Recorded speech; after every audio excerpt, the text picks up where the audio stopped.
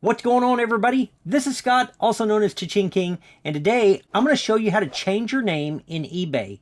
This comes up a lot for me because people have older accounts and they weren't using those accounts to sell from, they just used them to buy from. For one reason or another, they don't like the name that's in there, but a lot of people don't realize you can change your name in eBay and you don't lose your feedback rating, you don't lose the time that you've had your account. We're going to change the name that I have for the ChaChingKing store. This is not my main account. This is the one I use to create videos from, which obviously I don't try to sell. So let's go ahead and let me show you how to change our name in here. As always, I am going to start from the Seller Hub, and I'm going to go up here where it says my name, and we're going to go to Account Settings. We're going to click on that, and now we are going to go to where it says Personal Information. And right here, under personal information, the top line is going to say username.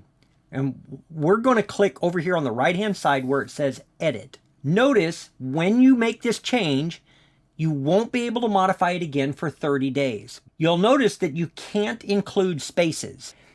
And so if I change it from ChaChingKing to the ChaChingKing, then I can click save. It will give you some options down here. It won't let you pick a name that's already taken. But if I click save, and now you'll notice when we come to my personal information, it says the ChaChingKing. And that's all there is to changing your name. If you have an old account that already has positive feedback, there's no reason at all to not use that account for your selling account. In fact, it's usually preferable to have an older account with history and feedback. That's all there is to this very short tutorial. I appreciate you guys tuning in, and we'll see you real soon on the next one. Bye.